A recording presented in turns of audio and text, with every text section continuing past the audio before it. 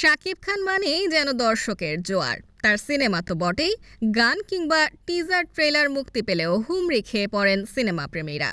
নেটপাড়া সয়লাভ হয়ে ওঠে শাকিবের নতুন কন্টেন্টে। তারকারাও যোগ দেন সাকিব বন্দনায়।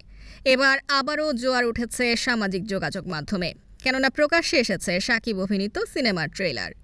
প্রেক্ষাগৃহ জুড়ে এখনও রাজত্ব করছে রাজকুমার।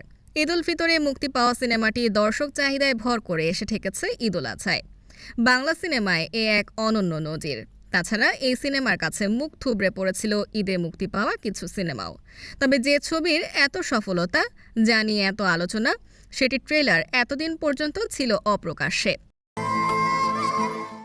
এবার মুক্তি পেল রাজকুমার সিনেমার ট্রেলার।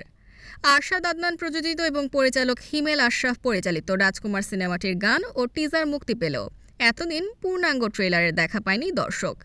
এবার ওটিটি প্ল্যাটফর্মে মুক্তি উপলক্ষে বৃহস্পতিবার প্রকাশ হয়েছে রাজকুমারের 2 মিনিট 22 সেকেন্ডের ট্রেলার। ঘোষণা করা হয়েছে ওটিটি প্ল্যাটফর্ম বঙ্গতে মুক্তি পেতে যাচ্ছে রাজকুমার। কিছুদিন আগে ছবিটির প্রযোজক আরশাদ আদনান ও বঙ্গর chief content officer Mushfiqur Rahman চুক্তিবদ্ধ হয়েছেন। ট্রেলার প্রকাশের পর জানা যায় আসছে 13 জুন বঙ্গতে দেখা যাবে রাজকুমার। রাজকুমারের ট্রেলারে উঠে এসেছে পুরো সিনেমার আবহ। আমেরিকা যেতে ইচ্ছুক এক তরুণের চেষ্টা ফুটে উঠেছে তাতে। দেরিতে ট্রেলার প্রকাশের কারণ সম্পর্কে পরিচালক হিমেল আশরাফ জানান, সিনেমা হলে মুক্তির আগে নানা কারণে ট্রেলার দেয়া হয়নি। তবে ওটিটি একটা বড় মাধ্যম। এখানে বিশ্বব্যাপী দর্শকের সমাগম। পৃথিবীর নানা স্থান থেকে মানুষ টাকা দিয়ে সিনেমা দেখবে। এ কারণে এখন ট্রেলার মুক্তি দেওয়াকে গুরুত্বপূর্ণ মনে করছেন তিনি।